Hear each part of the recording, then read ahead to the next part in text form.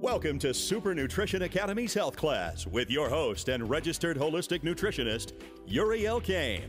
Tune in each week for up-to-date insights on breaking health news and best practices on how to eat for awesome health. It's time to get smarter, healthier, and regain your sanity in a world of information overload. And don't forget to join Yuri at supernutritionacademy.com so you too can master your nutrition and health. Hey guys, welcome to another episode of the Super Nutrition Academy Health Class. Yuri Elkaim back with you. Hope you guys are doing great. Now, today I've got a really special interview. It's with a man named Lewis Howes. We actually met a couple years ago, connected briefly, and I reached out to him a little while ago because I just stumbled upon his podcast called The School of Greatness on iTunes. It's awesome. If you're looking for some really inspirational kind of listening, really awesome, great guests, really good advice in terms of belief systems, mindset, just being a better person. So it's a really cool podcast. And I reached out to him and I said, hey, you know what? I'd love to interview you because what's interesting is that Lewis actually has a very similar background to myself. Both he and I are former pro athletes and kind of transitioned into entrepreneurship. And a lot of our experiences have been very similar. And I thought it would be great to get his perspective on what he's learned through his journey, both from a nutrition perspective, a health perspective, but also from just being a great person perspective. And that's what we're going to discuss in this interview today. And you're going to enjoy that in just a couple moments. And I think, you'll get a lot of value out of this because, even though the SNA health class is really about nutrition and health, ultimately our decisions, our choices, we know generally what to eat, how to behave, but sometimes there are things that hold us back that kind of take us off the right path. And we discussed that in this interview because it really is about, the mindset and the beliefs and really that inner game that we all need to work on to become better individuals, better versions of ourselves. So I think you're going to get a lot of value out of today's interview. And once again, if you have any comments, questions, by all means, jump back over to the blog at supernutritionacademy.com/blog. And without any further ado, we will bring in Mr. Lewis Howes. All right, guys, welcome. I'm here with my good long-lost buddy. We met 2.5 years ago. We connected very briefly, but I think we're kindred spirits at some level.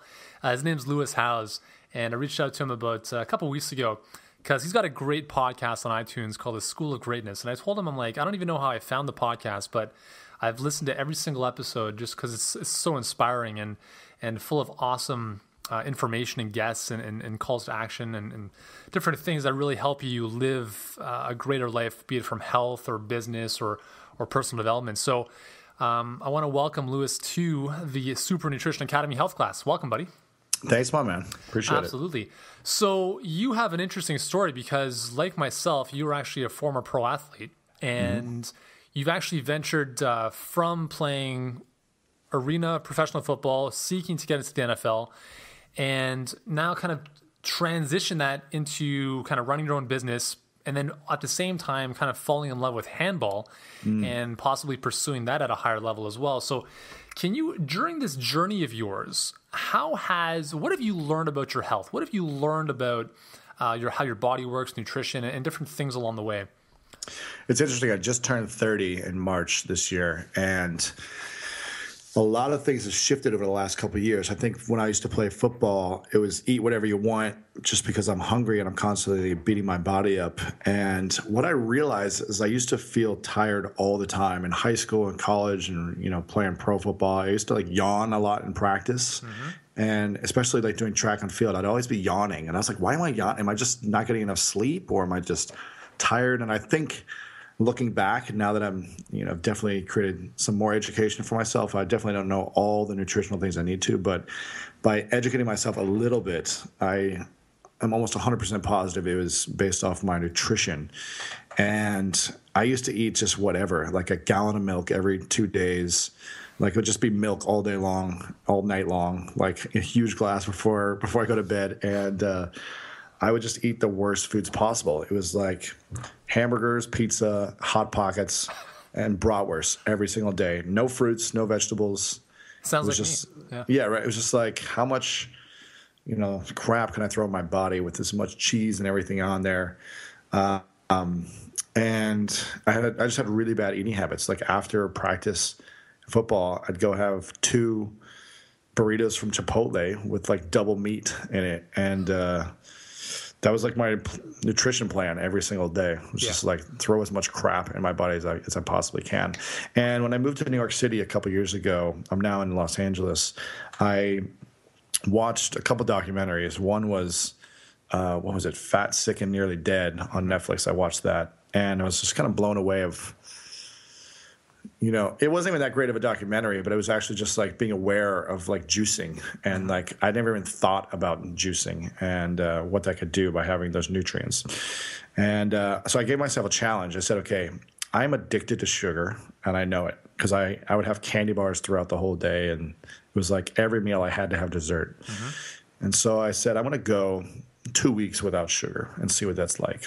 And then it was the hardest thing I could ever possibly do for myself. Like every day I was craving it. But I hit 2 weeks and I said, okay, I'm going to go another 2 weeks and see if I can go a full month. And I eventually went 2 months with no sugar. And I decided to do no gluten as well. Like after the first day, I was like, how about I just do no gluten? So it was no sugar, no gluten for 2 months. And in the first 25 days, I lost 25 pounds. Wow. And I didn't change anything else up. And I was a pretty fit guy, but I was at 250. And I remember I never was able to get that big in college. Like I wanted to be 250 and play tight end, but I was about 220, 225, and I couldn't put the weight on.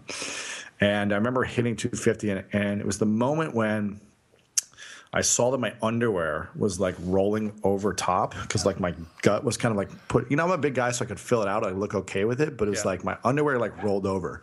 I think it was like a 34 waist. And so it like rolled over and I was wearing like 36, 37 or whatever. And I was just like, this is sloppy. And that's when I did the no sugar, no gluten for 2 months. And it was like, I felt amazing. I had this energy. It was like this focus and clarity. And I was just like, wow, what have I been missing out on my entire life? How have I been eating so poorly and been uneducated about it? And what can I do moving forward? I was like, I wonder if I would have had this information when I was in school, like if I would have performed better. Maybe I wouldn't have lost certain games. Maybe we would have done better. Who knows? So well, it's amazing. I mean, I think a lot of you probably can attest to this too. Like as an athlete, you feel you can get away with murder because it's just like, well, I'm going to burn it off in practice, or everyone thinks I've got a fast metabolism. But as you mentioned, it's really about the habits, right? So like Michael Phelps, for instance, I would be very interested to see if he's able to switch, just kind of switch off from eating pizza and pancakes and all that garbage he eats on a daily basis right now once he retires from swimming. Because it has, obviously, as you can attest to, it's easier said than done.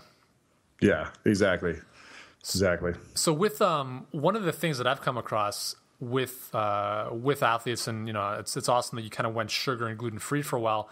When I suggest to athletes to do a similar thing, they're like, well, where am I supposed to get my energy from? Where am I supposed to get my carbs from? Because they think it's all about bread and pasta and stuff. So you talked about having an abundance of energy. Is this something you noticed on and off the field during training sessions? How did you find your endurance, your strength, different things like that in training as well as in games? Yeah, I just felt like I had more focus and clarity throughout the day when I did this a couple of years ago. And I also implemented like a green juice a day because I'd like watched this documentary and I was like, I'm going to try this out. And I think I just felt like I had like super fuel as opposed to regular fuel by taking on this approach, by not throwing crap in my system and having like a green juice every day. I was like, I just felt empowered to have more energy. And maybe it was a placebo. But for whatever reason, it seemed to feel like amazing. In my workouts, I was training harder. It was like I would show up to these workouts, and it was like I was excited and ready to go throughout the whole thing, as opposed to like feeling tired and winded after 5 minutes and like pushing and grunting through. And that was the real difference, is just feeling like I could get through my workouts with like passion towards the end, as opposed to like I'm barely walking and I'm yawning. Yeah, that's a huge thing. So you're a big CrossFit fan, right? Right. So nowadays, how do you find your ability to tolerate that kind of intensity of a workout in relation to, maybe what you'd experienced in the past, and how I mean, have you still been able to maintain a healthy-ish type of diet with where you are now? And has that helped with your workouts with CrossFit or handball or anything else? Yeah, I mean, everything in moderation. I'm eating much healthier. I'm not to the extreme where it's like no sugar, no gluten. I would say I'm gluten light and less sugar than I used to be. And I'm constantly evolving as an individual and learning every day about what's good and what's not good and what works for me and what doesn't. But I'm also enjoying life at the same time, I guess, if you want to call that. Yeah. And having foods that I like. I think it's really just having the awareness of like, okay, I'm going to put this in my body and it may not give me the best energy. But for workouts, like CrossFit's an amazing workout for me. It's the best workout that I can get in the shortest amount of time that simulates, training for a sport and simulates competition and simulates like really achieving your goals and going after your goals.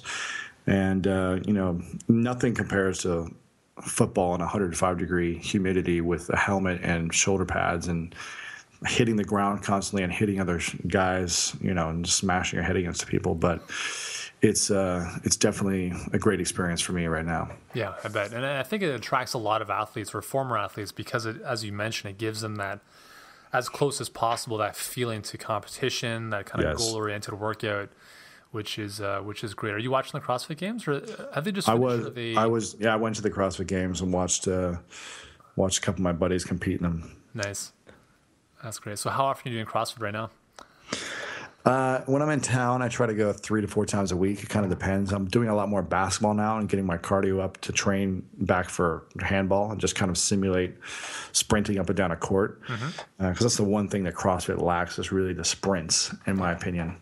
But so I'm substituting every other day for basketball full court. Awesome. Very cool. So let's shift focus for a second. So we've talked about some of the nutrition stuff, some of the epiphanies, I guess, you've had over the last couple of years. Now, you, as I mentioned earlier, you have an awesome podcast called The School of Greatness, which is really, empowering people to live a greater life from all aspects. For you, so I'm going to ask you the question here. What does great mean to you? For me, look at you turning the tables. I love it. For me, it's really about going after your dreams and constantly evolving to becoming the best person you can be. I think if we stick to what we think we know and do the same thing every day and never question where we're at and pushing ourselves to grow and enhancing what we already have, then we're slowly dying as opposed to constantly living and growing. So it's constantly going after your dreams, the things that excite you and scare you at the same time, and living your life by example. For me, that's greatness. Nice. So what is something that scares you on a daily basis? Or what's something that you are scared of or were scared of that you were able to face head on or conquer? I wouldn't say I'm scared of success or failure, but for me, a big dream is to make the Olympics. It's been a dream of mine as a kid, and I've took on this challenge of wanting to make the Olympics in a new sport called team handball. And it's like what I've realized is it's not up to me. Like, I am out of control. Like, I can do everything in my power to make it happen, and I can train and be at the top that I can be. I can, work with our coach. We can fundraise. We can get the team rallied around it. But ultimately, we may lose and not qualify for the Olympics. And, obviously I'm thinking constantly that it's going to happen, and I'm visualizing it, and it's like my head's in the right place. But it's like I could die tonight and not make it. There's so many factors that could happen that are not in my control. And all I can control is where I'm at every moment and what I'm focusing on and my intentions and my training and my preparation. That's what I can control, but it may not happen. My goal may not be achieved is the fear, I guess. And so it's one fear is okay, why even take on a journey if it's not guaranteed, if you're not sure in 4 years if it's going to pay off. But at the other point, it's I'm all about the journey, and it's not as much the destination for me anymore. It's more about what am I going to learn over these next 4 years that's going to fuel my engine for the rest of my life, and what are the experiences I'm going to have, and the people I'm going to meet, and the victories I'm going to go through, and the challenges that are going to help me like become a better version of myself. And so for me, that's what I'm really excited about, is like every day the journey of the dream and pursuing all my dreams. And as long as I'm doing that, then I know everything's going to fall into place. It's just, you can never control the outcome necessarily. Yeah, that's pretty cool. It reminds me of a blog post I wrote about 3 weeks ago now. It was called "Why I Don't Want to Win the Lottery." And it was all about how, we've heard of people who win the lottery who kind of blow the money because they don't really have the mindsets to manage money or make it in the first place. And, I made that correlation with rapid weight loss or rapid gains in any area of your life. And it's not about losing the weight. It's not about, getting $1 million. It's about who you become in the process and that journey that you go through, because that's, as you mentioned, that is really that's the crux of I think of living, is really going through that process, going through those challenges and struggles, overcoming them, becoming a better person on the end. And so it was very interesting, the response we got from that. It was really, a lot of people were agreeing with that, and you'd think that a lot of people would be like, oh no, I'd love to win $10 million, but it's interesting to hear people's perspectives on that. Yeah, for sure. Yeah. Well, that's very cool. Very cool. So what advice do you have for somebody who, obviously this is a nutrition and health podcast, but really nutrition, weight loss, health, it all boils down to what's happening between our ears for the most part. Belief systems, mindset, all that kind of stuff.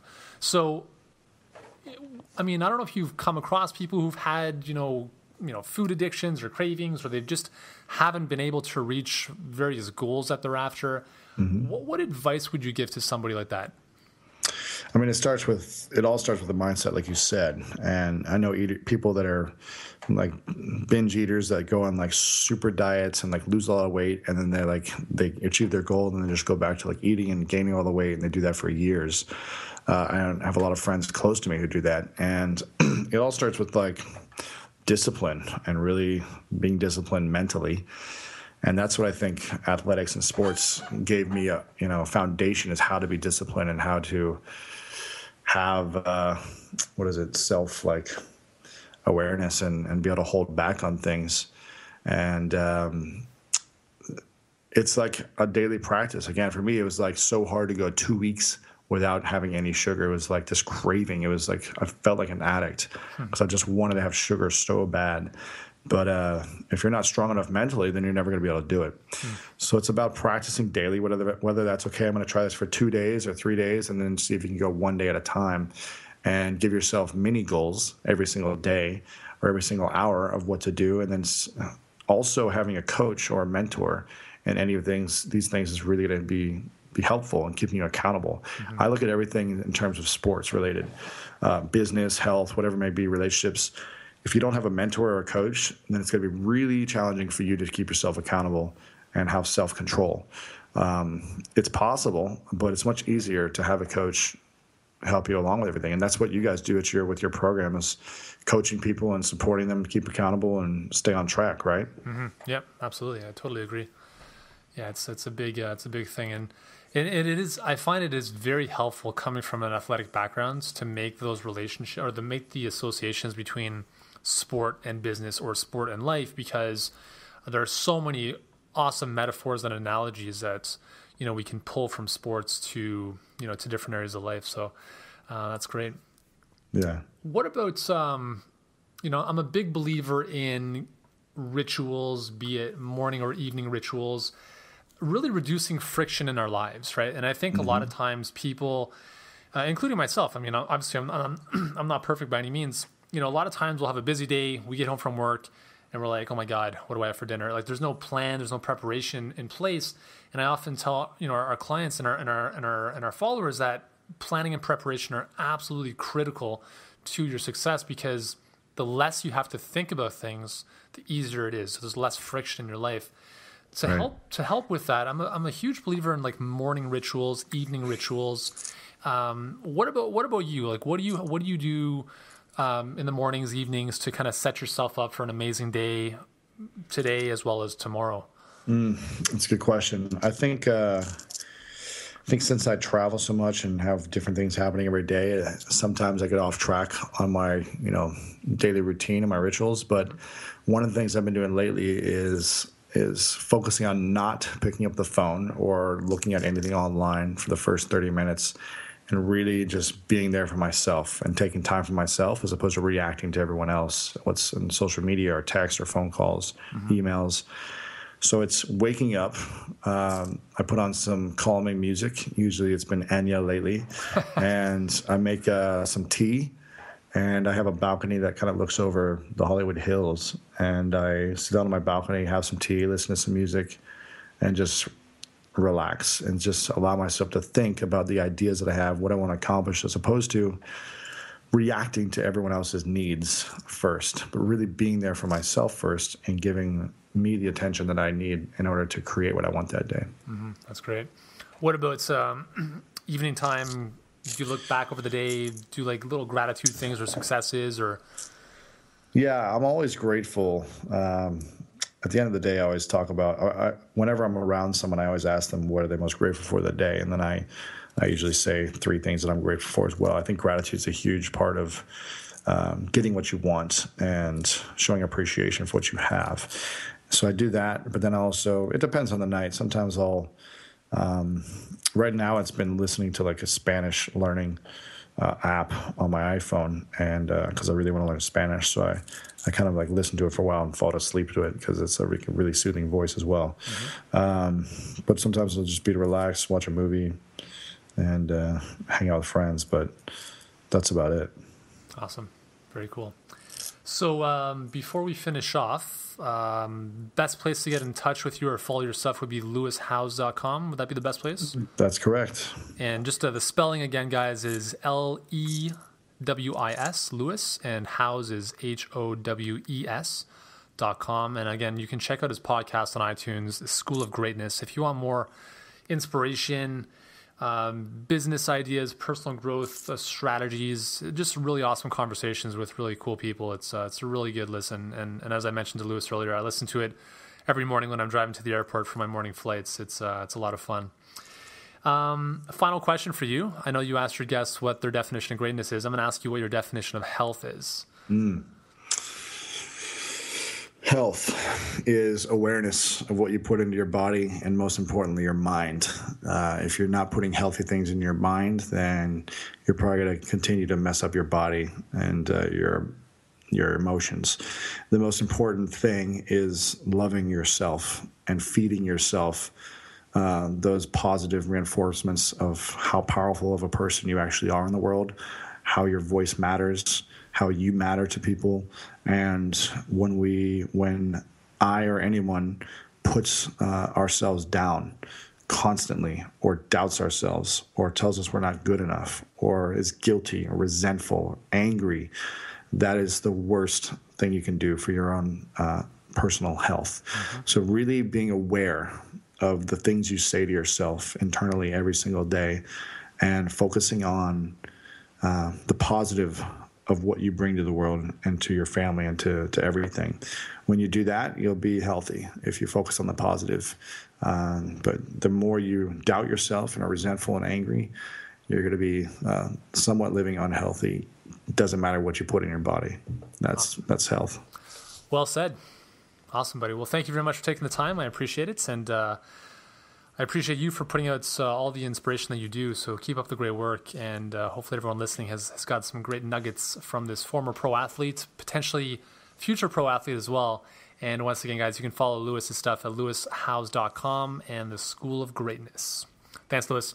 Thanks so much. Okay.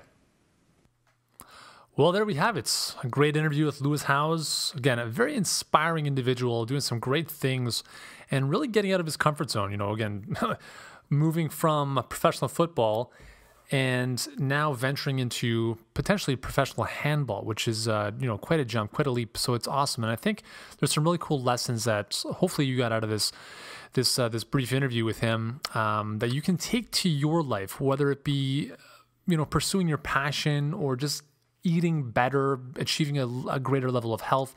Listen to this interview again. There's some golden nuggets in there that I think are very applicable to no matter what it is that you're after. So Again, I'd love to hear your thoughts. You can join me over at the blog at supernutritionacademy.com/blog. Find episode 79 with Lewis Howes and let me know what you thought of the interview.